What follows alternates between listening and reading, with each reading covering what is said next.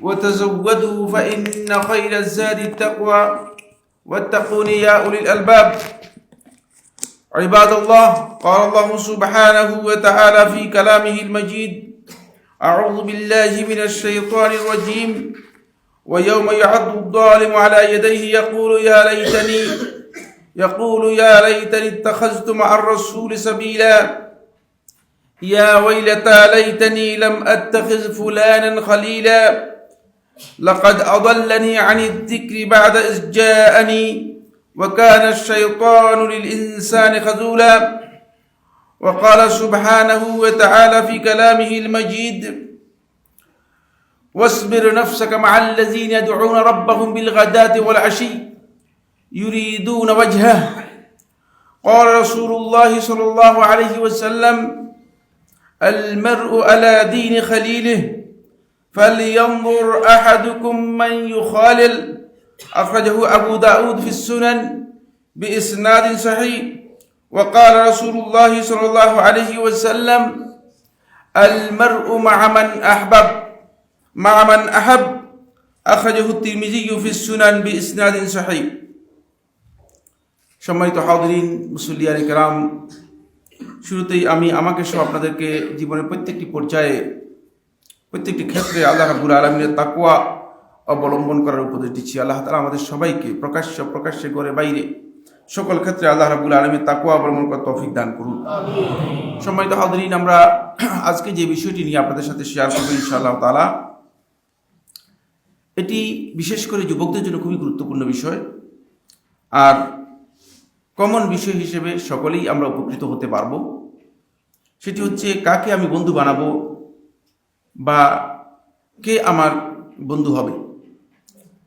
এটি অত্যন্ত গুরুত্বপূর্ণ একটি আলোচ্য বিষয়, যে আমরা দেখতে পাচ্ছি মূলত একজন ব্যক্তির প্রকৃত পরিচয় হচ্ছে তার বন্ধুর মাধ্যমে। আপনার পরিচয় যদি কেউ জিজ্ঞেস করে, আপনার স্ট্যান্ডার্ড নির্ণীত হবে, আপনার স্ট্যান্ডার্ড ধরা হবে আপনার বন্ধুকে দেখে, আপনার পরিচয় পাওয়া যাবে। এজন্য সেই অনেক আগ থেকেই আরবি সাহিত্যে প্রচলিত একটি কথা রয়েছে, সেটি হচ্ছে এই কল্লি মান তুসাহিব আকুলু লাকা মান আনত। আমাকে তুমি বলো, তুমি কার সাথে বন্ধুত্ব করছো, কার সাথে চলছো, কে তোমার সাথী। তাহলে আকুলু লাকা মান আনত, তাহলে আমি বলে দিতে পারবো তুমি কে, তোমার পরিচয় কি। বন্ধু যদি আপনি চয়ন করতে, মনোনীত করতে যদি আপনি ভুল করেন, তাহলে আপনি ক্ষতিগ্রস্ত হবেন। এই জন্য এই বিষয়টি অত্যন্ত গুরুত্বপূর্ণ।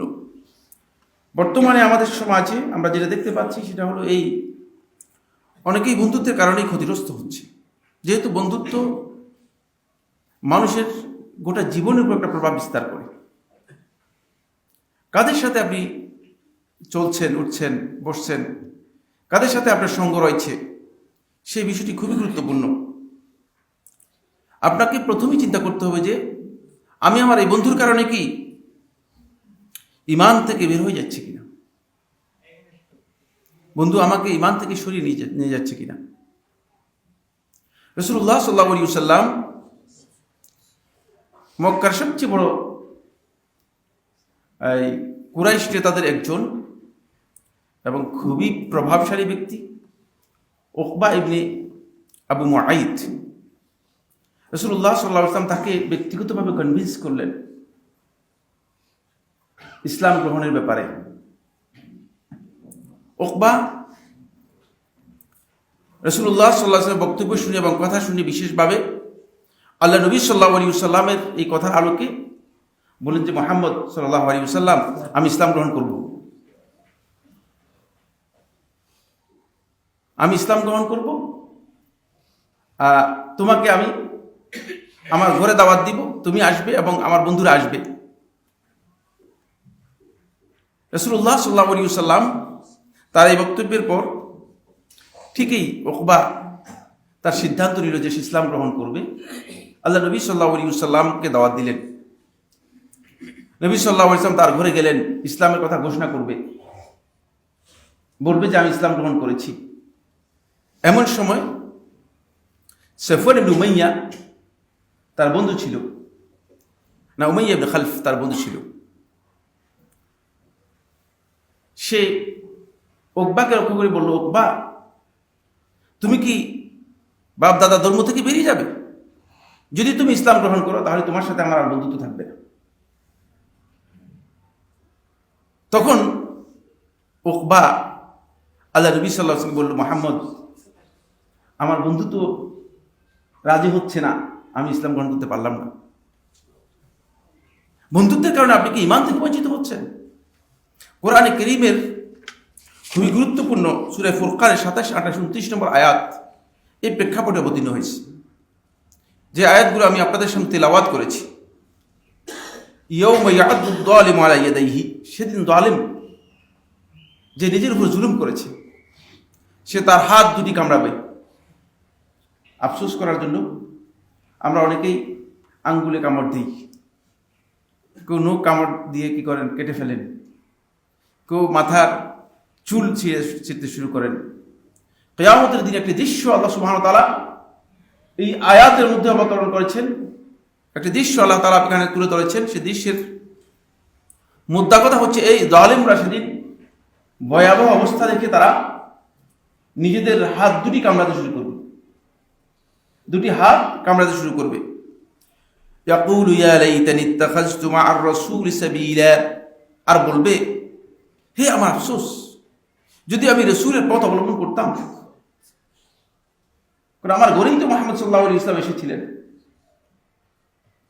মুহাম্মদ সাল্লাল্লাহু আলাইহি ওয়াসাল্লাম তো আমার কাছেই এসেছিলেন, কিন্তু সেই রাস্তা আমি কি করতে পারিনি, অনুসরণ করতে পারিনি। আর এই বক্তব্য শুধু উকবার জন্য নয়, কিয়ামত পর্যন্ত প্রত্যেকটি ব্যক্তির জন্য। রাসূলের পথ বাদ দিয়ে নিজের মন গড়া পথে যেই চলবে সেই ব্যক্তি কিয়ামতের দিনে আফসোস করবে, ইয়া লাইতানি ইত্তাখাযতু মা'আর রাসূলি সাবিলা, যে রাসূলের সাথে যদি আমি চলতে পারতাম, রাসূলের পথ যদি অবলম্বন করতে পারতাম, তাহলে আজকে আমার এই দশা হতো না। কিয়ামতের দিন বেদাতীরা ওই কথা বলবে। রাসূলের পথ বাদ দিয়ে বেদাতের যে পথ রয়েছে, যে রাস্তা রয়েছে, সেই রাস্তায় যারা চলবে তারাও এই আফসোস করবে।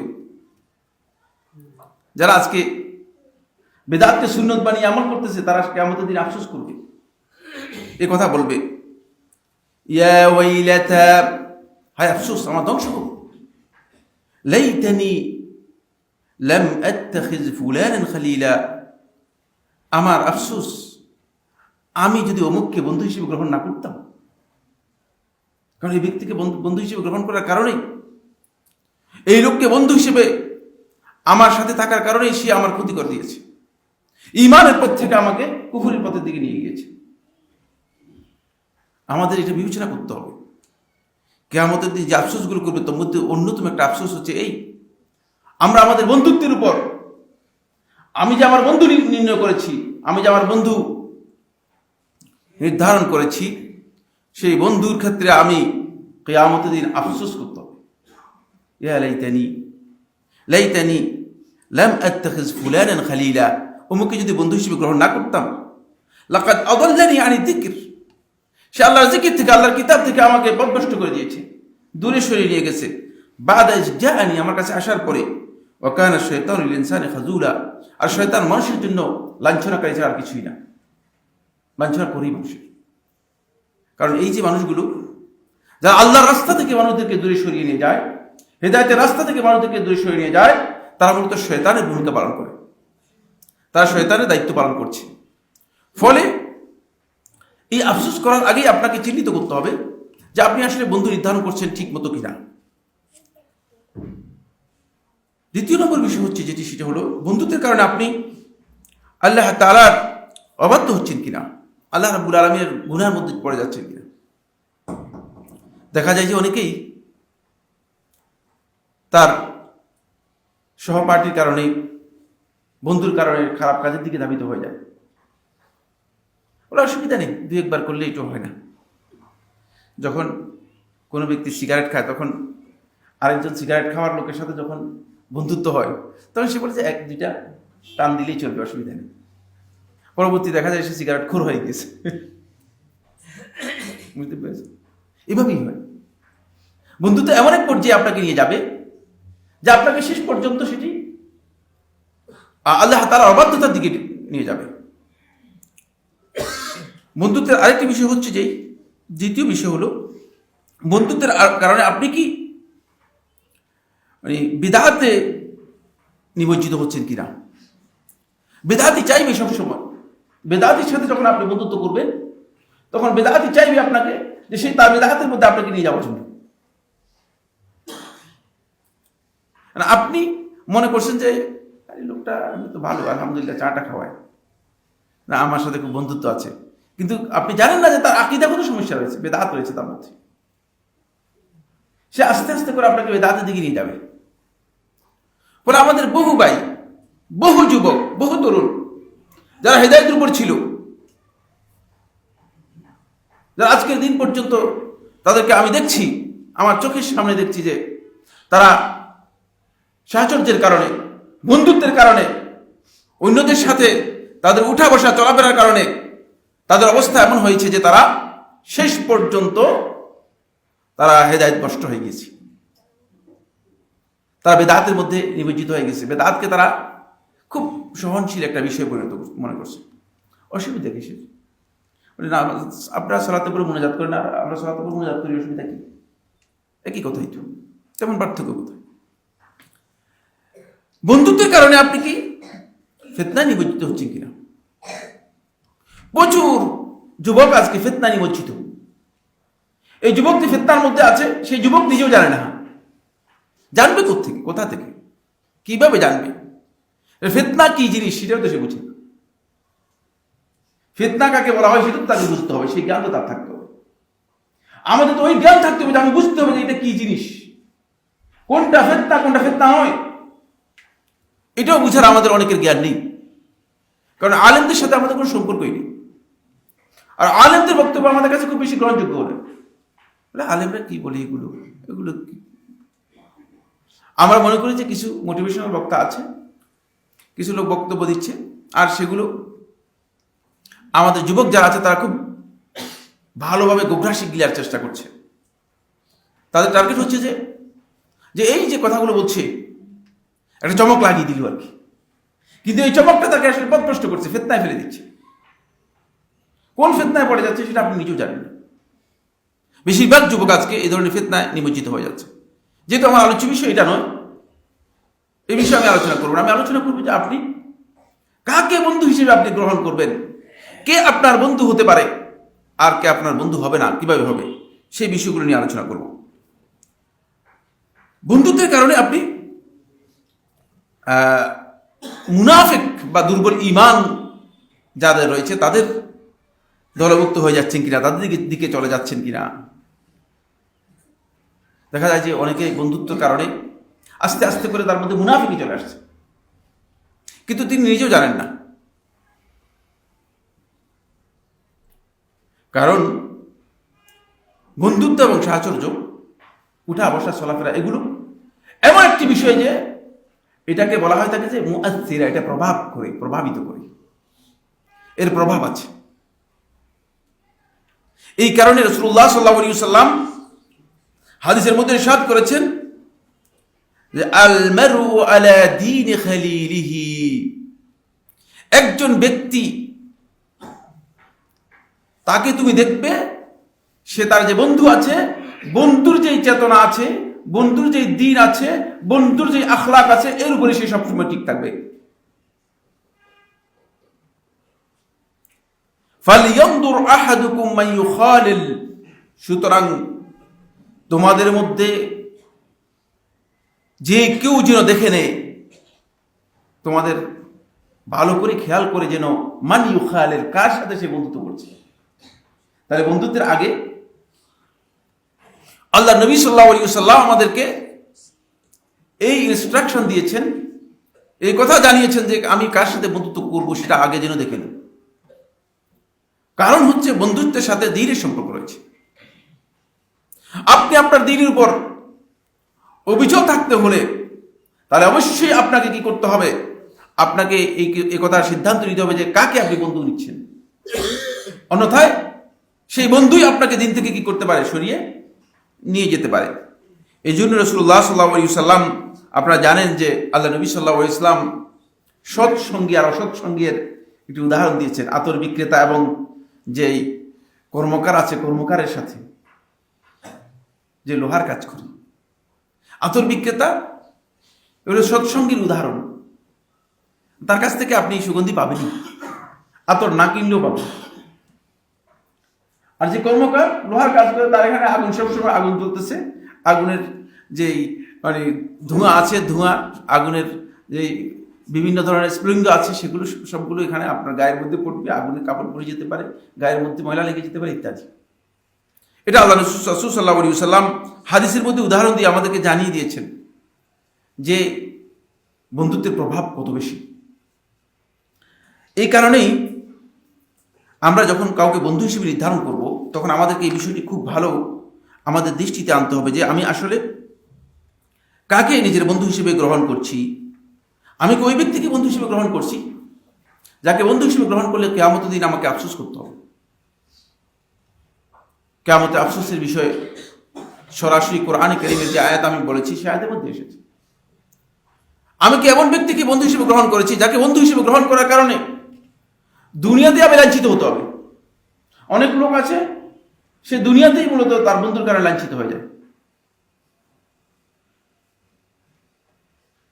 যখন বলে যে অমুক আমার বন্ধু, তখন মানুষ তার দিকে এভাবে তাকায়, আরে এই ধরনের লোকটা তোমার বন্ধু, তাহলে তুমি কেমন? বন্ধুর অপকর্ম যা আছে সবটাই তার মধ্যে কি করে মানুষ অবলোকন করে, মানুষ দেখে। এই জন্য খুবই সতর্কতা অবলম্বন করতে হবে। কি কি সতর্কতা আমরা অবলম্বন করব? এটা কি আদৌ আমাদেরকে নির্দেশনা দেওয়া আছে? অবশ্যই রয়েছে, কারণ আমাদের এই দিন পরিপূর্ণ। সুতরাং শুধুমাত্র আবেগে তাড়িত হয়ে চলবে না। শুধুমাত্র মন চাইল যে একজনের সাথে কিছু সামান্য সম্পর্কের কারণে তার সাথে বন্ধুত্ব করলেন, অথচ তার মৌলিক বিষয়গুলো সম্পর্কে কিছুই জানলেন না, এটা চলবে না। এতে আপনি আপনার বন্ধু কি করতে পারবেন, নির্ধারণ করতে পারবেন না, গ্রহণ করতে পারবেন না, ভুল করবেন। এক নম্বর বিষয় হচ্ছে, বন্ধুগণ, আপনি এমন ব্যক্তিকে বন্ধু হিসেবে গ্রহণ করবেন যে ব্যক্তি ঈমানের দিক থেকে যার পরিপূর্ণতা রয়েছে। ঈমানে যার ঘাটতি রয়েছে তাকে বন্ধু হিসেবে গ্রহণ করলে আপনার ঈমানের ঘাটতি হয়ে যাবে। যে ব্যক্তি রাতের সালাত আদায় করে না, যে ব্যক্তি কোরআন তেলাওয়াত করে না, যে ব্যক্তি নফল ইবাদত করে না, যে ব্যক্তি করে না ইত্যাদি ইত্যাদি, এই ব্যক্তির সাথে যখন বন্ধুত্ব করবেন, তখন আপনি রাতের সালাত আদায় করলে আপনি পরে আস্তে আস্তে ডিম হয়ে যাবেন। আমাদের অনেক ভাই আছে, দেখা যায় যে সুন্নত নামাজ পড়ে না, তো আমাকে টেলিভিশনে একদম প্রশ্ন করতেছে যে আমি অমুক মসজিদে সালাত আদায় করে থাকি, তো এখানে আমি তো আগে সুন্নত সালাত আদায় করতাম, এখন দেখি যে যারা আছে তারা কেউ সুন্নত সালাত আদায় করে না। আপনারা শুনেছেন কিনা?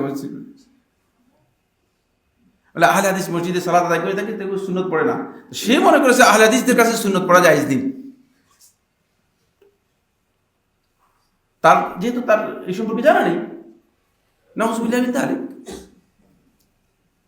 এই যে কনসেপ্ট, আপনার বন্ধুর কারণে আপনি যাকে বন্ধু হিসেবে গ্রহণ করেছেন, আপনি দেখবেন যে শেষ পর্যন্ত মানে আপনার আমলের মধ্যে ঘাটতি হয়ে যাবে, আপনার ইবাদতের মধ্যে ঘাটতি হয়ে যাবে। আল্লাহ তাআলাকে আপনি যেভাবে ভয় করতেন, সে ভয়টা আপনার থাকবে না। রাসূলুল্লাহ সাল্লাল্লাহু আলাইহি ওয়াসাল্লাম আবু দাউদ এবং তিরমিজির হাদিসের মধ্যে রাসূলুল্লাহ সাল্লাল্লাহু আলাইহি ওয়াসাল্লাম ইরশাদ করেন, লা তুসাহিব ইল্লা মুমিনান, মুমিন ব্যক্তি ছাড়া তুমি বন্ধু হিসেবে কাউকে গ্রহণ করবে না। তাহলে কাফেরকে বন্ধু হিসেবে গ্রহণ করা যাবে না, মুশরিককে বন্ধু হিসেবে গ্রহণ করা যাবে না। অনুরূপভাবে এই হাদিসের ব্যাখ্যার মধ্যে হাফেজ মুনাবী রাহমাতুল্লাহি ফাজল কাদিরের মধ্যে উল্লেখ করেন, তিনি বলেন এখানে মুমিন বলতে বোঝানো হয়েছে মুমিনান কামিলাল ঈমান, পরিপূর্ণ ঈমানদার। এমনি ঈমানদাররা সবাই তো এর মধ্যে অন্তর্ভুক্ত। তাহলে রাসূলুল্লাহ সাল্লাল্লাহু আলাইহি ওয়াসাল্লাম আলাদা করে কি বুঝাতে চেয়েছেন? আলাদা করে বুঝাতে চেয়েছেন যে তুমি যখন কাউকে বন্ধু হিসেবে গ্রহণ করবে, তাহলে ওই ব্যক্তিকে বন্ধু হিসেবে গ্রহণ করবে যে পরিপূর্ণ ঈমান রাখে। কারণ তুমি তো বন্ধুত্বের মাধ্যমে একটা ধাপ অতিক্রম করতে চাচ্ছ। বন্ধুত্বের মাধ্যমে যদি নিচের দিকে নেমে যাও, তাহলে তোমার কোনো লাভ নেই। ঈমানের গ্রেড তো আপনি আছেনই, ঠিক না? এখন আপনি বন্ধু গ্রহণ করবেন একজন কামেল, যার ইমানের মধ্যে পরিপূর্ণতা আছে, এমন ব্যক্তির। যদি এমন ব্যক্তি না পান তাহলে আপনি বন্ধু হিসেবে গ্রহণ করবেন না। কারণ আপনার মতো একজন, মানে আপনিও সুন্নত পড়েন না, আপনিও ফরজ মাঝে মধ্যে গেপ, আপনিও সালাত মাঝে মধ্যে গেপ, আপনিও ইবাদতের সাথে কোনো খোঁজ খবর নেই, আবার এরকম একজনের সাথে বন্ধুত্ব করলে কোনো লাভ নেই। আপনি চেষ্টা করবেন যে একজন এমন ব্যক্তির সাথে বন্ধুত্ব গ্রহণ করতে, যাকে বন্ধু হিসেবে গ্রহণ করলে আপনার তারাক্কি হবে, উন্নতি হবে, আপনার ইবাদতে উন্নতি হবে, আপনার আমলে উন্নতি হবে, আপনার আকীদার মধ্যে উন্নতি হবে, আপনার পরিবর্তন আসবে। ওয়ালা ইয়াকুলু তাআমাকা ইল্লা তাকী, এই হাদিসের মধ্যে রাসূলুল্লাহ সাল্লাল্লাহু আলাইহি ওয়াসাল্লাম আরেকটি বিষয় বলেছেন যে তোমার খাবার শুধুমাত্র ওই ব্যক্তিকে খেতে দিবে ইল্লা তাকী, যে মুত্তাকি, পরহেজগার ব্যক্তিকে। এই হাদিসের অনেক লম্বা ব্যাখ্যা রয়েছে। শেখ আব্দুল আজিজ আব্দুল বিন বাজ রাহমাতুল্লাহ আলাইহি তার ফতোয়ার মধ্যে উল্লেখ করেছেন যে এখানে উদ্দেশ্য হচ্ছে যে কোনো ব্যক্তিকে যদি ওইলিগলি আপনি খাওয়াতে যান, তাহলে ভালো লোককে খাওয়াবেন। মেহমানদারি করতেছেন, ভালো লোককে মেহমানদারি করবেন। কিন্তু আপনার ঘরে যদি মেহমান একজন এসে যায়, তাহলে সেই ব্যক্তিকে জিজ্ঞেস করবেন আপনি কি বেদাতি কিনা, আপনাকে খাওয়া দেওয়া জায়েজ হবে কিনা। না, এখানে কাফের আসলে সেই মেহমান, ফালইউকরিম দাইফাহু মান কানা ইউমিন বিল্লাহি ওয়াল ইয়াউমিল আখির ফালইউকরিম দাইফাহু, যে ব্যক্তি আল্লাহ এবং আখিরাতের প্রতি ঈমান আনলো, সেজন্য তার মেহমানকে কি করে সম্মান করে। মেহমান ব্যক্তি কাফের আসলেও তাকে খাওয়াতে হবে। কিন্তু এই হাদিসের উদ্দেশ্য হচ্ছে যাকে আপনি ওলিলি খাওয়াচ্ছেন, আল্লাহর সন্তুষ্টির জন্য খাওয়াচ্ছেন, যাকে বন্ধুত্বের কারণে খাওয়াচ্ছেন, ভালোবাসার কারণে খাওয়াচ্ছেন, তাহলে ওই ব্যক্তিকে খাওয়াবেন যে ব্যক্তিকে খাওয়ালে মানে আপনি নিজে বুঝতে পারবেন যে একটা ভালো লোককে খাওয়ালাম, এতে আল্লাহর সন্তুষ্টি পাবেন। কিন্তু এখানে গিয়ে যদি আপনি বেদাতিকে খাওয়ান অথবা কাফের বেঈমানকে খাওয়ান, তাহলে আপনার সওয়াব হবে না। কিন্তু কাফের বেঈমান অথবা বেদাতি যদি ক্ষুধার্ত হয়, ক্ষুধায় মরে যাচ্ছে, তাহলে তাকে খাওয়ানো সেখানে ওয়াজিব, খেয়াল রাখতে হবে। আর সেই ব্যক্তি যদি মেহমান হিসেবে আপনার বাসায় আসে, তাকে খাওয়ানো কি সেখানে খাবার দেওয়া ওয়াজিব, যেহেতু তার হক, মেহমানের হক হিসেবে তাকে আপনাকে খাওয়াতে হবে। তাহলে আমরা প্রথম পয়েন্টে আলোচনা করলাম, যেটি সেটা হলো এই যে আপনি প্রথমেই চিন্তা করবেন যে যাকে বন্ধু হিসেবে গ্রহণ করছেন সে আসলে ইমানদার কিনা, ইমানের দিক থেকে তার কতটুকু, ইমানের লেভেলটা একটু লেভেলটা দেখে নেবেন, লেভেলের মধ্যে কোনো সমস্যা আছে কিনা। 2 নম্বর যে বিষয়টি সেটা হলো যাকে আপনি বন্ধু হিসেবে গ্রহণ করবেন, সেই ব্যক্তি, ওই ব্যক্তিকে আপনি বন্ধু হিসেবে গ্রহণ করবেন যে ভালো কাজের প্রতি খুব আগ্রহী, ভালো কাজের প্রতি আপনাকে আপনাকে আগ্রহ করে নিয়ে যেতে চায়, আর খারাপ কাজ থেকে আপনাকে সবসময় বারণ করতে চায়, বিরত রাখতে চায়। খারাপ কাজের ব্যাপারে তার কি রয়েছে, খারাপ কাজ থেকে সে দূরে থাকে, খারাপ কাজের বাধা দানকারী আর ভালো কাজের উদ্ভাবক। ভালো কাজ যখন দেখবেন যে অগ্রগামী, তাহলে ওই ব্যক্তিকে আপনি বন্ধু হিসেবে গ্রহণ করবেন। রাসূলুল্লাহ সাল্লাল্লাহু আলাইহি ওয়াসাল্লামের হাদিস ইমাম ইবনে মাজাহ রাহমাতুল্লাহ আলাইহি সুনানের মধ্যে বর্ণনা করেছেন হাসান সনদে। আনাস ইবনে মালিক রাদিয়াল্লাহু বর্ণনা করে তিনি বলেন, ইন্না মিনান নাসি নাসান, মানুষদের মধ্যে এমন একদল মানুষ আছে, মাফাতিহুল লিল খায়র, যারা ভালো কাজের উদ্ভাবক। সব সময় কোথায় ভালো কাজ পাওয়া যায়, ভালো কাজের খোঁজ খবর নিয়ে ভালো কাজের সাথে জড়িত হয়, আপনাকে জড়িত করে দেয়, তাহলে সে আপনার প্রকৃত বন্ধু হতে পারে। ইসলাম এই বন্ধুকে অ্যালাউ করবে। এই জন্য খেয়াল রাখবেন যে যাকে বন্ধু হিসেবে গ্রহণ করছে সে কি ভালো কাজের দিকে নিয়ে যাচ্ছে নাকি সবসময় উল্টা দিকে নিয়ে যায়, সে কি হালাকাতুল জিকিরে নিয়ে যাচ্ছে, সে কি হালাকাতুল ইলমে নিয়ে যাচ্ছে, নাকি আপনাকে আড্ডায় নিয়ে যাচ্ছে অথবা চায়ের দোকানে নিয়ে যাচ্ছে। যদি বলে চলেন চায়ের দোকানে যাই, চলেন ঘুরে এসে একটু শপিং মলে যাই, তাহলে বুঝতে হবে যে এই বন্ধু সমস্যা আছে, এই বন্ধুর সমস্যা আছে। হয়তো আপনি বুঝলেন নাই, কয়েকদিন পরে সমস্যা কি হবে আপনার কাছে স্পষ্ট হবে। এই জন্য সতর্কতা অবলম্বন করতে হবে। প্রথমেই আপনাকে খেয়াল করতে হবে যে সে কি আপনাকে কল্যাণের পথে, ভালো কাজে আপনাকে উদ্ভাবনী দিয়ে নিয়ে যাচ্ছে কিনা, সেদিকে আপনাকে পথ প্রদর্শন করছে কিনা, খেয়াল রাখতে হবে। 3 নম্বর যে পয়েন্টটি সেটা হলো যাদেরকে বন্ধু হিসেবে আপনি গ্রহণ করবেন, অবশ্যই তার একটি দিক রাখবেন, সেটা হলো তাকওয়ার দিক থেকে কতটুকু সে তাকওয়ার গ্রেডে উন্নীত হয়েছে, আসলে তার মধ্যে তাকওয়া আছে কিনা। আপনি যদি সত্যিকার মুত্তাকি ব্যক্তিকে, তাকওয়াওয়ালা ব্যক্তিকে আপনি বন্ধু হিসেবে গ্রহণ করেন, তাহলে আপনার এই বন্ধু ঠিক হবে। কারণ এই মানদণ্ডের বন্ধু তাকওয়ার মানদণ্ডে যে বন্ধু হবে সেই বন্ধু কিয়ামত পর্যন্ত বন্ধুত্ব ঠিক থাকবে। সুবহানাল্লাহ। আর এই দুনিয়ার যে বন্ধুত্ব রয়েছে, এই বন্ধুত্ব শুধুমাত্র দুনিয়ার মতলবের জন্য, চা নাস্তার জন্য হয়, তাহলে এটি কন্টিনিউ করবে না। আল্লাহ সুবহানাহু ওয়া তাআলা সূরা যুখরুফের ৬৭ নম্বর আয়াতের মধ্যে অনেক বিস্তারিত আলোচনা করেছেন, অনেক কথা বলেছেন, খুবই গুরুত্বপূর্ণ ইনফরমেশন রয়েছে, দেখে নেবেন। সূরা যুখরুফ আয়াত নম্বর ৬৭, আল্লাহ তাআলা বলেন, আল আখিল্লাহু ইয়াওমাইযিন বা'দুহুম লিবা'দিন আদু ইল্লাল মুত্তাকিন। সেদিন কিয়ামতের ময়দানে একটা দৃশ্য হবে। আজকে যারা নিজেদেরকে বন্ধু হিসেবে গ্রহণ করেছে, বন্ধু পরিচয় দিচ্ছে, বন্ধুরা পরস্পরের দুশমন হয়ে যাবে। কারণ হলো সত্য প্রকাশ পেয়ে গেছে। দেখবে যে এই লোকটাই তো আমার ক্ষতিটা করেছে, আমি মনে করেছি আমার খুব অন্তরঙ্গ বন্ধু, কিন্তু আসলে অন্তরঙ্গ বন্ধু না। ওই যে প্রথম উদাহরণের মধ্যে বলেছিলাম উকবা ইবনে মুআইতের ঘটনা, সেটা আসলে বন্ধু বুঝতে পারেনি। ঠিক তখন কিয়ামতের দিন যখন সমস্ত কিছু ইয়াউমা তুবলাস সারাইর, যখন গোপন বিষয়গুলো, মানুষের সমস্ত আমলগুলো সবগুলো যখন ডিসপ্লে করা হবে, যখন এসে যাবে চোখের সামনে, দৃশ্যমান হয়ে যাবে, তখন আপনার বন্ধুরা আর বন্ধু থাকবে না, সব শত্রু হয়ে যাবে। ইল্লাল মুত্তাকিন, শুধুমাত্র যারা মুত্তাকি, তাকওয়ার উপর বন্ধুত্ব করেছে, যাদের তাকওয়ার ভিত্তিতে বন্ধুত্ব ছিল, কেবল তারাই সেদিন বন্ধুত্বের পরিচয় দিবে। কিভাবে পরিচয় দিবে বন্ধুত্বের? রাসূলুল্লাহ সাল্লাল্লাহু আলাইহি ওয়াসাল্লাম একটি হাদিস রয়েছে, সেই হাদিসের মধ্যে আল্লাহ নবী সাল্লাল্লাহু আলাইহি ওয়াসাল্লাম বলেছেন, যখন তারা সিরাত পার হয়ে যাবে, সিরাত পার হয়ে যাওয়ার পরে তখন তারা দেখবে যে সবাই একত্রিত হয়েছে, জান্নাতে যাওয়ার জন্য সবাই একত্রিত হয়েছে। সিরাতের পরে কান্তারা পার হতে হবে, সবাই একত্রিত হয়েছে। দেখে দেখে অমুক নেই, অমুক নেই, অমুক নেই, নিজেদের বন্ধুদের মধ্যে অনেককে পাওয়া যাচ্ছে না। তখন তারা আল্লাহ রাব্বুল আলামিনের কাছে দরখাস্ত করবে, আল্লাহ আমাদের সাথে একসাথে সালাত আদায় করতো, আমাদের সাথে একসাথে সিয়াম পালন করতো, আমাদের সাথে একসাথে হারাকাতুল জিকিরে অংশগ্রহণ করতো, আমাদের সাথে একসাথে তোমার ইবাদত করতো, কিন্তু তাদেরকে তখন দেখি না। তারা তো আমাদের বন্ধু ছিল, তার নাই কেউ। তখন আল্লাহ সুবহানাহু ওয়া তাআলা বলবেন, তোমরা যদি তাদেরকে চিনো, জাহান্নামের দিকে দেখো। আল্লাহ রাব্বুল আলামিন তাদের মুখমণ্ডল ছাড়া আর সমস্ত দেহ, কারো দেহের 1/3, কারো দেহের 2/3, কারো দেহের 1/4 ভস্ম হয়ে যাবে। শুধুমাত্র মুখমণ্ডল কি হবে? মুখমণ্ডল থেকে যাবে। তারা মুখমণ্ডল দেখে বলবে যে আল্লাহ, এ হচ্ছে আমার বন্ধু, এ তো ইবাদত করতো, আপনি মেহেরবানি করে তাকে জান্নাত দিয়ে দিন। আল্লাহ রাব্বুল আলামিন সেদিন এই মুত্তাকিদের বন্ধুদের সুপারিশ আল্লাহ তাআলা কবুল করবেন। রাসূলুল্লাহ সাল্লাল্লাহু আলাইহি ওয়াসাল্লাম হাদিসের মধ্যে বলেন, বহু সংখ্যক লোক এভাবে জাহান্নাম থেকে বেরিয়ে আসবে, বহু সংখ্যক লোক জাহান্নাম থেকে বেরিয়ে আসবে। এজন্য বন্ধুত্বের ক্ষেত্রে আপনাকে এই বিষয়টি খুব ভালো করে খেয়াল করতে হবে, যাতে করে আমরা বন্ধু চয়ন করার ক্ষেত্রে খেয়াল রাখি যে কাকে আসলে আমি বন্ধু হিসেবে গ্রহণ করছি।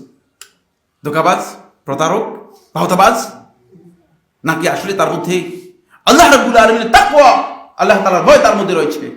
যদি আল্লাহ রাব্বুল আলামিনের তাকওয়া তার মধ্যে থাকে, তাহলে দেখবেন যে কিয়ামতের দিন আপনি সরাসরি কিয়ামতের দিন আপনি এই বন্ধুত্বের রেজাল্ট পেয়ে যাবেন, এই বন্ধুত্বের রেজাল্ট পেয়ে যাবেন। অবশ্যই বন্ধুত্বের রেজাল্ট সম্পর্কে আরো কিছু কথা শেষের দিকে যদি সময় থাকে আলোচনা করব। এরপরে যে পয়েন্টটি নিয়ে আমরা কথা বলতে চাই সেটি হলো ৫ নম্বর যে পয়েন্ট, সেটা হলো আপনি এমন ব্যক্তিকে বন্ধু হিসেবে গ্রহণ করবেন না যার ব্যাপারে মানুষই জানে লোকটা খারাপ।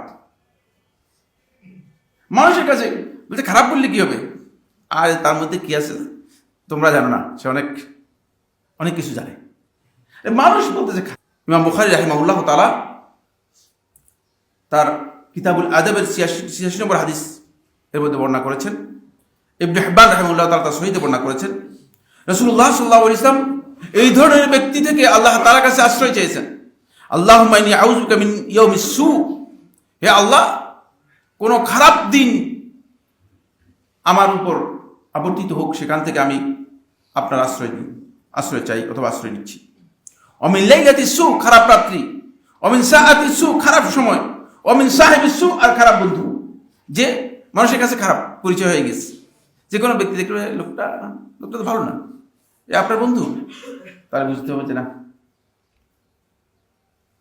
কোন ব্যক্তি সম্পর্কে যখন মানুষের কাছে জেনে যাবেন যে লোকটা ভালো নয়, তাহলে খেয়াল করবেন যে আস্তে করে এই লোক বন্ধুত্ব গ্রহণ করবেন না, কারণ এই লোকের বন্ধুত্ব আপনার ক্ষতির কারণ হতে পারে। হয়তো আপনি বুঝবেন না এখন, কারণ আপনি বন্ধুত্ব এসে আপনাকে সাথে সাথে ক্ষতি করে ফেলবে এমন নয়। বন্ধুত্ব আপনাকে প্রভাবিত করবে, তার আখলাক আপনাকে শিক্ষা দিতে হবে না, ওই বন্ধুত্বের প্রভাবেই তার আখলাক কি হয়ে যাবে, আপনার কাছে এসে যাবে, তার আখলাক এসে যাবে। রাসূলুল্লাহ সাল্লাল্লাহু আলাইহি ওয়াসাল্লাম একটি হাদিসের মধ্যে বলেছেন, বন্ধুত্ব হচ্ছে ওই রোগের মতো যে রোগ একজনের থেকে আরেকজনে কিভাবে সংক্রমিত হয়। যেমনি ভাবে একটি রোগাক্রান্ত ঘোড়া যদি আপনি ঘোড়ার পালের মধ্যে রেখে দেন, তাহলে ওই রোগাক্রান্ত ওই পায়ের মধ্যে খুরা হয়ে যায়, খুর রোগ হয়ে যায় পায়ের, এই পুরা ঘোড়ার পালের মধ্যে যদি রেখে দেন, তাহলে এটি কি হয়ে যাবে, আক্রান্ত হয়ে যাবে। ঠিক অনুরূপ ভাবে যদি একজন ব্যক্তি কোন দিক থেকে ভ্রষ্ট অথবা কোন দিক থেকে বিচ্ছুত হয়, তাকে যদি বন্ধু হিসেবে গ্রহণ করেন, ওই তার বিচ্ছুতি আপনার মধ্যে এসে যাবে, যদিও আপনি আসলে এই বিচ্ছুতির জন্য আপনি কোনো সময় তার কাছ থেকে তালিম নেন নাই, এবং সে এর জন্য আপনাকে আলাদা কি করে নাই, কোনো দার্স দেই নেই, এমনিতেই হয়ে যাবে। এই জন্য মুআল্লিমদের ব্যাপারে বলা হয়েছে, শিক্ষকদের ব্যাপারে বলা হয়েছে, শিক্ষক অবশ্যই তার আখলাককে শুদ্ধ করতে হবে, অন্যথায় শিক্ষক এর ছাত্র সবগুলো কি হয়ে যাবে, তার যে আখলাক রয়েছে আখলাক অনুযায়ী হয়ে যাবে। এই কারণে শিক্ষকতা এটি অত্যন্ত গুরুত্বপূর্ণ একটি বিষয়। আসুন এরপরে যে পয়েন্টটি সেটা হলো 6 নম্বর যে বিষয়, সেটা হলো ওই ব্যক্তিকে আপনি বন্ধু হিসেবে গ্রহণ করবেন যে সকাল সন্ধ্যা আল্লাহ রাব্বুল আলামিনকে ডাকে। সূরা কাহফের 28 নম্বর আয়াতের মধ্যে এর একেবারে ডিটেইলস বর্ণনা করা হয়েছে, কারা বন্ধু হবে। এটা আল্লাহ সুবহানাহু ওয়া তাআলা রাসূল সাল্লাল্লাহু আলাইহি ওয়াসাল্লামকে নির্দেশ দিচ্ছেন, গোটা উম্মত যেন কিয়ামত পর্যন্ত এই বিষয়ে উপলব্ধি করতে পারে। নির্দেশ দিচ্ছেন আল্লাহ রাব্বুল আলামিন রাসূল সাল্লাল্লাহু আলাইহি ওয়াসাল্লামকে, ওয়াসবির নাফসাকা মাআল্লাযীনা ইয়াদউনা রাব্বাহুম বিল গাদাতি ওয়াল আশি ইউরিদুনা ওয়াজহা। আপনি আপনার নিজেকে যুক্ত করে নিন, সম্পৃক্ত করে নিন তাদের সাথে, ইয়াদউনা রাব্বাহুম, যারা তাদের রবকে ডাকে, বিল গাদাতি ওয়াল আশি, সকাল সন্ধ্যায়। রাসূল সাল্লাল্লাহু আলাইহি ওয়াসাল্লাম বলতেছেন, দেখেন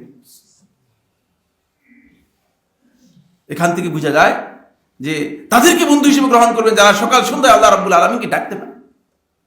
এই আয়াতের তাফসীরের মধ্যে আহলে তাফসীর অনেক বক্তব্য দিয়েছেন, যেহেতু আমার এই বিষয়ে তাফসীর বলার উদ্দেশ্য নয়, দুটি কথা বলবো। সেটা হচ্ছে, এক নম্বর হচ্ছে যারা 5 ওয়াক্ত সালাত আদায় করে তাদের সাথে বন্ধুত্ব হতে হবে। সালাত আদায় করে না এমন ব্যক্তির সাথে বন্ধুত্ব করবেন না, এমন ব্যক্তি আপনার বন্ধু হতে পারে না, তাহলে আপনি ক্ষতিগ্রস্ত হতে পারেন। ওই কিয়ামতের দিন আফসোস যারা করবে তাদের অন্তর্ভুক্ত হয়ে যেতে পারেন, খবরদার। দ্বিতীয় নম্বর হচ্ছে ইয়াদউনা রাব্বাহুম বিল গাদাতি ওয়াল আশি, যারা নিয়মিত সকাল সন্ধ্যার যে আজকারগুলো আছে সেগুলো আল্লাহ রাব্বুল আলামিনের সন্তুষ্টির জন্য সেগুলো কি করে পাঠ করে, তারা আপনার বন্ধু হতে পারবে। কারণ তারা আল্লাহ রাব্বুল আলামিনের জিকির থেকে গাফিল নয়, যারা সকাল সন্ধ্যা জিকির করে তারা গাফিল হবে না। এই জন্য অবশ্যই কি করতে হবে, সকাল সন্ধ্যা জিকিরগুলো আমাদের অত্যন্ত গুরুত্বপূর্ণ, আমরা গাফিল হওয়া থেকে বাঁচতে হলে। এরপরে আল্লাহ সুবহানাহু ওয়া তাআলা বলছেন, ওয়ালা তা'দু আইনাকা আনহুম তুরিদু যিনাতাল হায়াতিদ দুনিয়া, দুনিয়া চাকচিক্যের জন্য, দুনিয়ার সৌন্দর্যের জন্য তুমি যেন তাদের কাছ থেকে তোমার দৃষ্টিকে অন্যদিকে ফিরিয়ে না নাও। এটা রাসূলুল্লাহ সাল্লাল্লাহু আলাইহি ওয়াসাল্লামকে নির্দেশ দিচ্ছেন। এরপরে বলেছেন যাদেরকে বন্ধু হিসেবে গ্রহণ করতে পারবেন না, এরা হলো কারা? যাদের অন্তর আল্লাহ রাব্বুল আলামিনের জিকির থেকে গাফিল হয়ে গিয়েছে এবং যারা নিজেদের প্রবৃত্তির অনুসারী। দলিল বাদ দেন, আমরা কি কম বুঝি নাকি? এরকম লোক বহু পাওয়া যায়, কোরআন হাদিসের বক্তব্য দিলে তার কাছে পছন্দ হয় না, বলছে না আমি কি কম জানি নাকি। প্রবৃত্তির অনুসারী যারা আছে, প্রবৃত্তির অনুসারীদেরকে বন্ধু হিসেবে গ্রহণ করতে পারবেন না। ওই ব্যক্তিকে বন্ধু হিসেবে গ্রহণ করতে পারবেন না যার অন্তরের মধ্যে আল্লাহ রাব্বুল আলামিনের জিকির থেকে গাফলাত রয়েছে, অমনোযোগিতা রয়েছে। 1 ঘন্টা 2 ঘন্টা তার সাথে সঙ্গ দিলেন, উঠা বসা করলেন, চলাফেরা করলেন, আল্লাহ তাআলার জিকির একবারের জন্য আসে নাই। মনে করতে হবে যে এই ব্যক্তির সাথে বন্ধুত্ব যত বেশি কি করা যায়, কাট করা যায়, বিচ্ছিন্ন করা যায়, বন্ধুত্ব হয় না, বন্ধুত্ব হয় না। সেটা আল্লাহ সুবহানাহু ওয়া তাআলা কোরআন কারীমের মধ্যে বলে দিয়েছেন, ওয়ালা তুতি' মান আগফালনা কলবাহু আন যিকরিনা। আমাদের জিকির থেকে, মানে আল্লাহর জিকির থেকে, আল্লাহ তাআলা বলছেন আল্লাহর জিকির থেকে আল্লাহ রাব্বুল আলামিন যার অন্তরকে গাফিল করে দিয়েছে, অমনোযোগী করে দিয়েছে, যে এখান থেকে গাফিল হয়েছে, তার অনুসরণ আপনি করবেন না, তাকে আপনি বন্ধু হিসেবে গ্রহণ করবেন না। কারণ তাহলে আস্তে আস্তে কি করবে, আপনার অন্তরের মধ্যেও গাফলত এসে যাবে, অমনোযোগিতা এসে যাবে। সেটা আমি উল্লেখ করেছি আপনাদেরকে। অনেক ভাইকে দেখেছি, এক ভাই আমাকে নিজেই বলেছেন যে তিনি সুন্নাত নামাজগুলো নিয়মিত সবসময় আদায় করতেন। এখন মাশাআল্লাহ এমন একটা নিয়েছেন, যে দার্স নিয়েছেন, যে দার্সের কারণে সুন্নাত নামাজ সবসময় বাদ দিচ্ছে, নিচে নেমে গিয়েছে। এটা একটা ফিতনা, খেয়াল রাখতে হবে আপনাদেরকে। আমরা যখন সুন্নাতের ব্যাপারে আলেমদের লোকদেরকে বলেছি সুন্নাত পড়লে সওয়াব আছে, না পড়লে গুনাহ নেই, তারা মনে করেছে সুন্নাত বাদ। এটা নয়, এটা আপনার ঈমানের মানদণ্ড। কোথায় আছেন আপনি? ঈমানের মানদণ্ড, কোরআনে কারীম তেলাওয়াত হচ্ছে ঈমানের মানদণ্ড। এই বিষয়গুলো আমরা অনেকেই বুঝতে পারিনি। বলে কোরআন তেলাওয়াত, সে তো মাসেই খবর নেই, শুধুমাত্র রমাদান মাস আসলে কোরআন তেলাওয়াত। খবরদার, এটা আমাদের সবচেয়ে বড় ক্ষতির কারণ হয়ে গিয়েছে।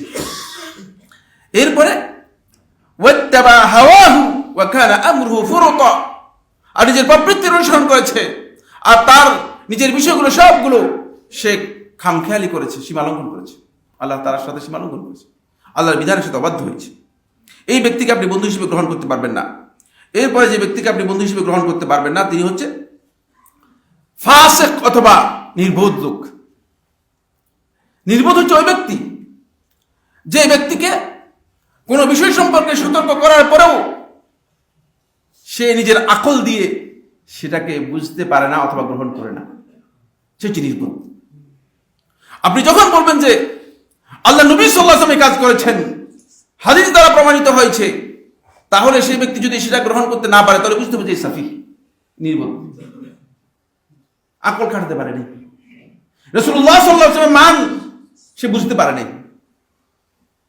আমলের ক্ষেত্রে আল্লাহ নবী সাল্লাল্লাহু আলাইহি ওয়াসাল্লামকে এই পৃথিবীর যত মাখলুক, যত মানুষ আছে সবার উপরে স্থান দিতে হবে, সেটা বুঝতে পারে নাই, নির্বোধ। সে ব্যক্তিকে অগ্রাধিকার দিয়েছে। এক ব্যক্তিকে প্রশ্ন করা হয়েছে যে এখন যদি ইমাম শাফি রহমতুল্লাহ আসেন আর রাসূলুল্লাহ সাল্লাল্লাহু আলাইহি ওয়াসাল্লাম আসেন, তা আপনারা কি ইমাম শাফির অনুসরণ করবেন না রাসূল সাল্লাল্লাহু আলাইহি ওয়াসাল্লাম অনুসরণ করবেন? কার অনুসরণ করবেন? প্রশ্নটাই ভুল, প্রশ্নই আসে না। ইমাম শাফির অনুসরণ করার জন্য আল্লাহ তাআলা কোথাও বলেন নাই, রাসূলুল্লাহ সাল্লাল্লাহু আলাইহি ওয়াসাল্লাম বলেন নাই। দৃষ্টতা হচ্ছে এই জায়গায় আমরা বিষয়গুলো উপলব্ধি করতে পারিনি। এই জন্য আপনি বন্ধুত্ব করার ক্ষেত্রে সাফি, যার মধ্যে নির্বোধ, তাকে বন্ধু হিসেবে গ্রহণ করবেন না।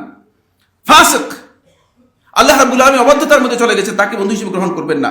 আন আলী ইবনে আবি তালিব রাদিয়াল্লাহু তাআলা আনহু قال, আলী ইবনে আবি তালিব বলেন, লা তুসাহিবিল ফাজির, ফাসিক ব্যক্তি, পাপিষ্ঠ ব্যক্তি, অপরাধ করে, অন্যায় করে, আল্লাহ তাআলার বিধান লঙ্ঘন করে, এমন ব্যক্তি তুমি বন্ধু হিসেবে গ্রহণ করবে না। ফাইন্নাহু ইযায়্যিনু লাকা ফি'লাহু, কারণ সে তার কাজটাকে তোমার কাছে খুব সুন্দর করে দিবে, ডেকোরেট করে দিবে, ভালো করে বুঝিয়ে দিবে। যে ব্যক্তি দাড়ি হরক করে, তার কাছ থেকে মাসালা নেন দাড়ি হরক করা জায়েজ আছে কিনা, তাহলে সে বলবে যে ভাই দাড়ি হরক করা এটা 100% জায়েজ, হাদিস দ্বারা প্রমাণিত, হাদিস দিয়ে প্রমাণ দিয়ে দিতে পারবে, হাদিস আছে, হাদিস দিয়ে প্রমাণ দিতে পারবে। নাহলে হাদিস বাদ দিয়ে বলবে যে না, হাদিসে তো দাড়ি রাখার কথা আসেইনি, কোরআনে তো দাড়ি রাখার কথা আসেইনি, সেটা আমার প্রশ্নই আসে না। বুঝতে পেরেছেন কিনা? হাদিস বাদে দিয়ে দিবে, বুঝতে পেরেছেন? তার কাছে যখন জিজ্ঞেস করবেন, এখন যারা হাদিস অস্বীকারী যারা আছে, তারা তো খুব ধৃষ্টতার সাথে, উদ্যত্তের সাথে এই কথা তারা বলে যাচ্ছে যে দাড়ি রাখার বিধানই তো নেই ইসলামের মধ্যে, তোমরা এটা আবিষ্কার করেছো কোত্থেকে? এটা আরবদের কাছ থেকে নিয়েছো। কারণ কোরআনের মধ্যে কোথাও তো দাড়ি রাখার কথা আল্লাহ তাআলা নির্দেশ দেননি। বুঝতে পেরেছেন? কোরআনী ফিরকার নাম শুনেন নেই? তারা এই কথাগুলো বলতেছে, কঠিনভাবে বলতেছে, বলতে এমন একটা বিষয় যেটা ইসলামের মূল বিষয় যদি হয়ে থাকে, ইসলামের শেয়ার হয়ে থাকে, তাহলে আল্লাহ তাআলা কোরআনের মধ্যে বলেন না কেন? কিভাবে বুঝলেন? ওই ফাজের পাপিষ্ঠ ব্যক্তি তার পাপের পক্ষে কিভাবে দলিল এবং সাফাই কি করবে আপনার সামনে তুলে ধরবে, আপনি বুঝতে পারবেন না। আপনি আস্তে করে চুপ হয়ে যাবেন, সংশয়ের মধ্যে পড়ে যাবেন। এই বক্তব্যে আলী ইবনে আবি তালেব বলতেছেন, ফাইন্নাহু ইযায়্যিনু লাকা ফা'লাহু, সে তার কাজকে তোমার জন্য সুন্দর করে দিবে, সুশোভিত করবে। ওয়ায়াওয়াদ্দু লাউ আন্নাকা মিসলাহ, আর মনে মনে চাইবে, আরে লোকটা যদি আমার মতো হয় ভালো। সব সময় প্রত্যেকটা ব্যক্তি চায় যে এই লোকটা আমার মন মতো হোক, আমার মন মতো হোক। এই জন্য আপনি তাকে বন্ধু হিসেবে গ্রহণ করার আগে আপনাকে অবশ্যই সে বিষয় বিবেচনা নিতে হবে। সময়ের কারণে আমরা একটু দ্রুত আরো কয়েকটি পয়েন্ট আলোচনা করতে চাই। এরপরে যে পয়েন্টটি আলোচনা করবো সেটি হচ্ছে অবশ্যই বেদাতের অনুসারী বেদাতি এবং বিভ্রান্তির পথভ্রষ্ট লোককে আপনি বন্ধু হিসেবে গ্রহণ করবেন না। বেদাতিকে বন্ধু হিসেবে গ্রহণ করলে তাহলে আপনি সবচেয়ে বেশি ক্ষতিগ্রস্ত হবেন। সুফিয়ান আস-সাউরি রাহমাতুল্লাহ আলাইহি বলেন, মান জালাসা সাহিবা বিদআতিন, যে ব্যক্তি বেদাতির সাথে বন্ধুত্ব করলো, তার সাথে সঙ্গ নিল, উঠা বসা করলো, লাম ইয়াসলাম মিন ইহদা সালাস, তিনটি বৈশিষ্ট্যের একটা বৈশিষ্ট্য খালি হবে না, কোনোভাবে এগুলো থেকে নিজে মুক্ত হতে পারবে না। এক নম্বর বৈশিষ্ট্য হচ্ছে ইম্মা আন ইয়াকুনা ফিতনাতান লিগাইরিহি, হয়তো সে অন্যের জন্য ফিতনার কারণ হয়ে যাবে। নাউযুবিল্লাহ। যেমন আমি যদি দুইজন বেদাতির সাথে ঘুরি, তখন আপনারা সবাই মনে করবে যে সাইফুল্লাহ ভাই যখন এই লোকের সাথে ঘুরতেছে, মনে হয় এই লোক ঠিকই আছে। তাহলে এই সমস্ত লোকের ফিতনার কারণ হয়ে যাব, এই সমস্ত লোকের ফিতনার কারণ হয়ে যাবে। এই জন্য আহলে ইলম আলেমদের অবশ্যই এটা বুঝতে হবে যে মানে কাদের সাথে বন্ধুত্ব হবে, কাদের সাথে উঠা বসা হবে। ঠিক আপনারও সেই বিষয়টি খেয়াল রাখতে হবে, আমি আসলে কার সাথে উঠছি এবং কার সাথে বসছি, কারণ আপনি অন্যের ফিতনার কারণ হবেন না। এখন যদি আপনাকে এমন ব্যক্তির সাথে দেখে যে এলোমেলো ব্যক্তি, তখন আপনার সাথে যারা আছে, যারা আপনাকে দেখছে, তারা মনে করবে যে নিশ্চয়ই এই লোকের সাথে যখন চলে এই লোক ঠিকই আছে, দুজনেই ঠিকই আছে, তখন ফিতনার কারণ হবে। এটা হলো এক নম্বর পয়েন্ট। ওয়া ইম্মা আন ইয়াকা ফি কলবিহি শাইউন ফায়াজিল্লা বিহ, হয়তো তার অন্তরের মধ্যে মানে ওই তার এই বন্ধুত্বের কারণে এমন একটা জিনিস এসে যাবে, এর কারণে সে পথভ্রষ্ট হয়ে যাবে, মানে তার অন্তরের মধ্যে একটা খটকা লাগিয়ে দিবে, খটকা লাগিয়ে দিবে। আমাদের অনেক ভাই, অনেক তরুণ এবং যুবক মানে প্রথমে খুব আবেগ দেখিয়েছে, কিন্তু এখন তাদের অবস্থা এই যে তাদের সবাইকে আমরা লক্ষ্য করতেছি যে তাদের অবস্থা এই যে আবেগ কত দূরের কথা, তারা সরতে সরতে সরতে সরতে এমন এক পর্যায়ে চলে গিয়েছে যে তাদের অনেকেই এখন বিদআতের পক্ষে সাফাই গাওয়ার চেষ্টা করতেছে, এবং আহলে ইলম আলেমদেরকে পর্যন্ত গালিগালাজ করতে তারা দ্বিধা করতেছে না, না বুঝে আন্দাজের উপর বক্তব্য দিচ্ছে। মনে হচ্ছে যেন সে যেহেতু ফেসবুকে লিখতে পারে তাহলে পৃথিবীর সর্বশ্রেষ্ঠ লেখক, যেহেতু সে বলতে পারে, মুখ আল্লাহ তাআলা দিয়েছেন, মনে হচ্ছে যেন পৃথিবীর সবচেয়ে বড় বক্তা। খবরদার, এই বিষয়গুলো খেয়াল রাখতে হবে। বলার নাম বক্তব্য নয়, বক্তা নয়। এর প্রত্যেকটি কথার জন্য আপনাকে কিয়ামতের দিন আল্লাহ রাব্বুল আলামিনের কাছে জবাবদিহি করতে হবে। সুতরাং কথা বলার আগে হিসাব করতে হবে, আন্দাজে কথা বলা এগুলো উচিত নয়। আমি আপনাদের সবাইকে বলবো এই বিষয়গুলো খুব সতর্কতার সাথে খেয়াল করবেন। এটা হলো দ্বিতীয় নম্বর পয়েন্ট। 3 নম্বর পয়েন্ট হচ্ছে যে ওয়া ইম্মা আন ইয়াকুল, অথবা তার মধ্যে এই চেতনা নিয়ে আসবে, ওয়াল্লাহি মা উবালি মা তাকাল্লামু ইন্নী ওয়াসিকুম বিনাফসি, বলে আল্লাহর কসম, মানুষ কি বলে এগুলো আমার দরকার নেই, আমি নিজে ঠিক আছি। প্রচুর লোককে এখন দেখা যাচ্ছে আমি ঠিক আছি। সুফিয়ান আস-সাউরি রাহমাতুল্লাহ বলেন, ফামান আমিন আল্লাহ আলা দীনিহি, যে ব্যক্তি তার দ্বীনের ব্যাপারে আল্লাহ রাব্বুল আলামিন থেকে একেবারেই নিশ্চিত হয়ে গেল, মানে দুশ্চিন্তা থেকে দূরে সরে গেল, তরফাতা আইনিন, একেবারে এক চোখের পলক পর্যন্ত, সালাবাহু ইয়াহু, আল্লাহ তাআলা তার কাছ থেকে ঈমানটা উঠিয়ে নেবেন। কারণ সে দিন থেকে সরে যাওয়ার পথে চলে গিয়েছে, মনে করতেছে না আমি এখন নিশ্চিন্ত আছি, আমার ব্যাপারে চিন্তা করার কোনো কারণ, আমি হকের উপর আছি। এরকম প্রচুর লোককে দেখবে, তাদের কথার মধ্যে এই ধরনের বক্তব্য পাওয়া যায়। মনে হচ্ছে যেন কিছুক্ষণ আগে আল্লাহ তাআলার সাথে কথা বলে তারপরে আপনাদের সামনে আসছে কথা বলতেছে। এই হিদায়াত ভ্রষ্ট, এর বক্তব্যের মধ্যে ভুল আছে। এটা আলেমদের বক্তব্য নয়, খেয়াল রাখতে আহলে ইলমের বক্তব্য নয়। আর এদের সাথে বন্ধুত্ব করতে পারবেন না, এরা আপনার ক্ষতির কারণ হয়ে যাবে। এরা মূলত হয়তো বেদাত অথবা বিভ্রান্তির পথ অনুসরণ করছে, সালাফদের মানহাজ থেকে বিচ্যুত একটা মানহাজ নিজেরা তৈরি করে নিয়েছে। এই বিষয় সম্পর্কে আব্দুল্লাহ ইবনে আব্বাস রাদিয়াল্লাহু তাআলা বলেন, তিনি বলেন, লা তুজালিস আহলাল আহওয়া, প্রবৃত্তির অনুসারী যারা রয়েছে বেদাতি, তাদের সাথে উঠা বসা করবে না, তাদের সাথে বন্ধুত্ব করবে না। ফাইন্না মুজালাসাতুহুম মুমরিদাতুল লিল কলব, কারণ তাদের সাথে বন্ধুত্ব তোমাদের অন্তরকে অসুস্থ করে দেবে। অন্তরের অসুস্থতার কারণ, অন্তরের রোগ তৈরি হয় এই জায়গায় থেকে। অন্তরের রোগ কি হয়? এই স্পট থেকে আসবে, আপনি বুঝতে পারবেন না, কিন্তু আপনার অন্তর এমনিতেই কি হয়ে যাচ্ছে? অসুস্থ হয়ে যাচ্ছে। ফলে আপনি এখানে আপনাকে খুব ভালো করে খেয়াল করতে হবে যে আপনি আসলে কি কার সাথে তার সাথে বন্ধুত্ব করতে পারবেন কিনা। এরপরে যে পয়েন্টটি নিয়ে আলোচনা করব সেটি হচ্ছে, আপনি ওই ব্যক্তির সাথে বন্ধুত্ব করবেন যে ব্যক্তির সাথে বন্ধুত্ব করলে তাকে দেখলেই আল্লাহ রাব্বুল আলামিনের কথা স্মরণ হয়। আসমা বিনতে ইয়াজিদ আল আনসারী রাদিয়াল্লাহু তাআলা বর্ণনা করে তিনি বলেন, রাসূলুল্লাহ সাল্লাল্লাহু আলাইহি ওয়াসাল্লাম একদিন আমাদের কাছে আসলেন। এসে রাসূলুল্লাহ সাল্লাল্লাহু আলাইহি ওয়াসাল্লাম বললেন, আলা উখবিরুকুম বিখিয়ারিকুম, তোমাদেরকে কি জানাবো না তোমাদের মধ্যে ভালো মানুষ কে? তোমাদের মধ্যে কে সবচেয়ে ভালো মানুষ? তা এই পরিচয় কি তোমাদেরকে দিব না? কালু বালা ইয়া রাসূলুল্লাহ, সাহাবায়ে কেরাম বললেন, হে আল্লাহর রাসূল সাল্লাল্লাহু আলাইহি ওয়াসাল্লাম বলুন, আমাদেরকে বলুন।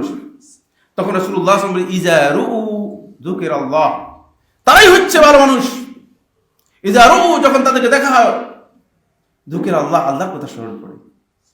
আপনার বন্ধু হবে সেই ব্যক্তি যাকে দেখলে আপনি বুঝতে পারবেন যে আমার আল্লাহ তাআলা এই লোকটাকে কিভাবে এত ভালো মানুষ করেছে। আল্লাহর কথা জিকির হবে, আল্লাহর কথা স্মরণ হবে। যদি বন্ধুর সাথে একত্রিত হন আর 24 ঘন্টা যদি দুনিয়া নিয়ে আলোচনা হয় থাকে, তাহলে বুঝতে হবে যে এই বন্ধু কি নয়। বন্ধু ঠিক আপনি বন্ধু যেভাবে মনোনীত করার কথা ছিল সেভাবে মনোনীত করতে পারেননি। যাকে বন্ধু হিসেবে গ্রহণ করার কথা ছিল সেটা গ্রহণ করতে পারেননি। এই জন্য অবশ্যই আপনাকে খেয়াল রাখতে হবে যে কিলা লিবাদিস সালাফ, সালাফদের কারো কাউকে বলা হয়, প্রশ্ন করা হয়েছে, মান নুজালিস, কার সাথে আমরা বন্ধুত্ব করব? ক্বালা মান তুযাক্কিরুকুমুল্লাহু রুয়াতুহু, মান তুযাক্কিরুকুমুল্লাহু রুয়াতুহু, যার দেখাটা তোমাদেরকে আল্লাহ তাআলাকে স্মরণ করিয়ে দেয় তাকে তোমরা বন্ধু হিসেবে গ্রহণ করবে। ওয়া ইয়াজিদু ফি ইলমিকুম মানতাকাহ, এবং তোমাদের মানতিকুহু, তোমাদের তার কথা, তার আচরণ তোমাদের ইলমের মধ্যে কি হয়? বৃদ্ধি পায়, তোমাদের ইলম সমৃদ্ধ হয়।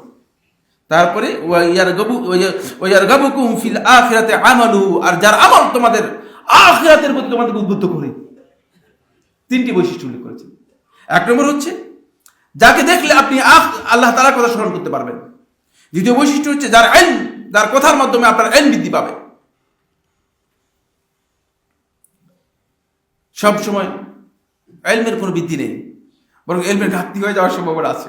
এরকম লোককে বন্ধু হিসেবে গ্রহণ করে লাভ নেই, ক্ষতিগ্রস্ত হবে।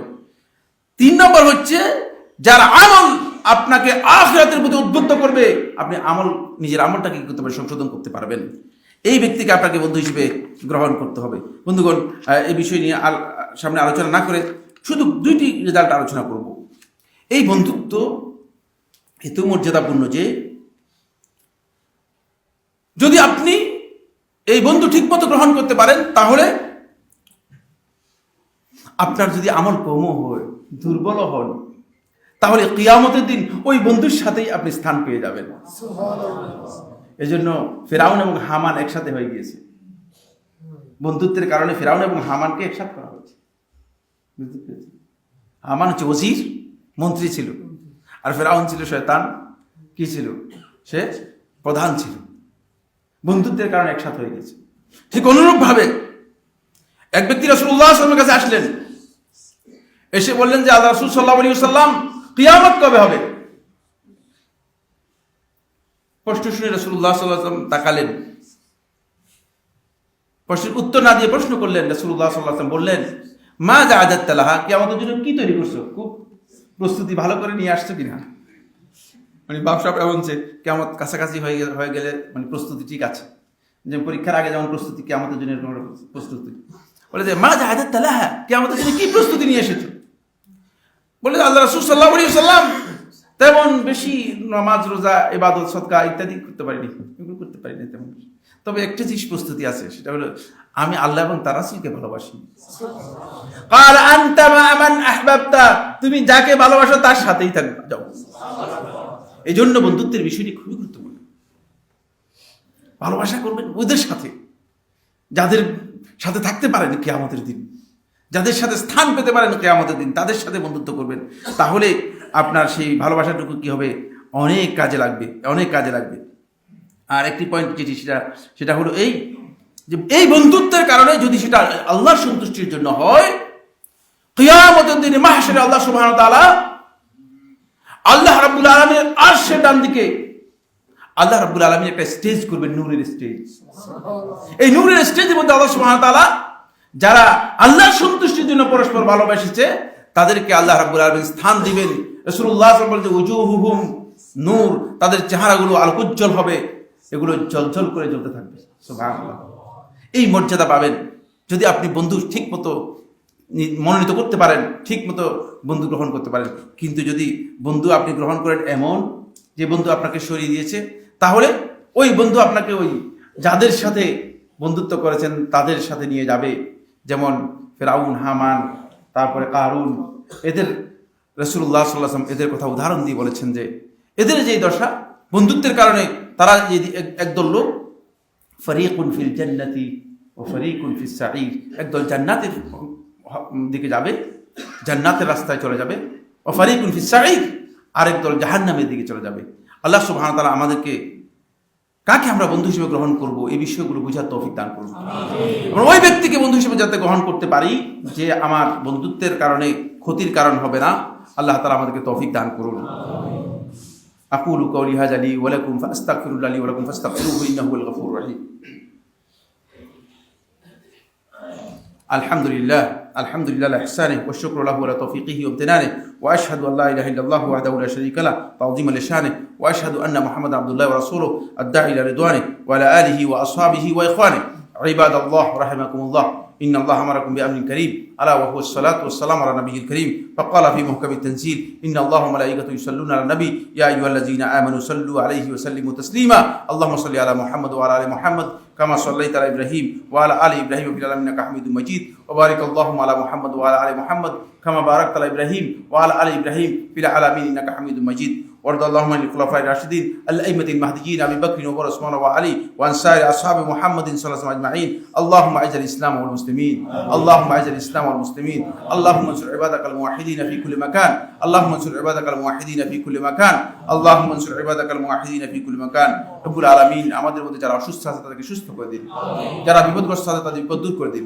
রব্বুল আলামিন আমাদের মধ্যে যাদের সমস্যা রয়েছে সমস্যাগুলো দূর করে দিন রব্বুল আলামিন, যাদের ঋণ রয়েছে তাদের ঋণ পরিশোধ করার তৌফিক দান করুন রব্বুল আলামিন।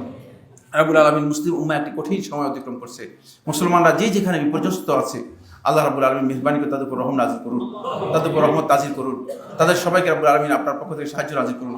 রব্বুল আলামিন ফিলিস্তিনি মুসলমানদেরকে আপনার পক্ষ থেকে সাহায্য নাযিল করুন। রব্বুল আলামিন ফিলিস্তিনি মুসলমানদের জন্য আপনি আপনার পক্ষ থেকে গায়বী মদদ দিয়ে রব্বুল আলামিন তাদেরকে সাহায্য করুন। রব্বুল আলামিন ইসলামের দুশমন মুসলমানদের দুশমন দখলদার বাহিনীকে রব্বুল আলামিন সম্পূর্ণরূপে ধ্বংস করে দিন। রব্বুল আলামিন তাদেরকে তাদের অস্ত্র দিয়ে ধ্বংস করে দিন রব্বুল আলামিন। রব্বুল আলামিন তাদেরকে তাদের অস্ত্র দিয়ে ধ্বংস করে দিন রব্বুল আলামিন। আমাদের একটা বাচ্চা ঢাকা মেডিকেলে আইসিইউতে আছে, আমরা দোয়া করি আল্লাহ রাব্বুল আলামিন তাকে সুস্থ করে দিন। আল্লাহ রাব্বুল আলামিন তার যে সমস্যা আছে সমস্যাটাকে দ্রুত সুস্থ করে দিন। রব্বান নাস আসবিল বাস আনতা শাফি লা শিফাউক শিফাউন লা ইউদিরু সাকামা। রব্বুল আলামিন যত দ্রুত সম্ভব ইয়া শাফিউল আমরাদ, আপনি সব রোগের চিকিৎসা সুস্থতা দান করেন, আপনি মেহেরবানি করে তাকে সুস্থ করে দিন রব্বুল আলামিন। আমরা আল্লাহ রাব্বুল আলামিনের কাছে ফরিয়াদ করি আল্লাহ সুবহানাহু ওয়া তাআলা আমাদের সবাইকে দুনিয়াতে যাতে করে আমরা সৎ বন্ধু ভালো বন্ধু আমরা মনোনীত করতে পারি, নির্বাচিত করতে পারি, সেই তৌফিক আমাদেরকে দান করুন। ইবাদাল্লাহ রাহিমাকুমুল্লাহ ইন্নাল্লাহা ইয়া'মুরু বিল আদলি ওয়াল ইহসান ওয়া ইতাইযিল কুরবা ওয়া ইয়ানহা আনিল ফাহশাই ওয়াল মুনকার ওয়াল বাগই ইয়া'iযুকুম লা'আল্লাকুম তাযাক্কারুন ফাযকুরুল্লাহal আযীম আল-জালিল ইয়াযকুরুকুম ওয়া আশকুরুহু আলা আলাইহি ওয়া নি'আমিহি ইয়াজিদকুম ওয়া লাযিকরুল্লাহি আকবার ওয়াল্লাহু ইয়া'লামু মা তাসনাউন।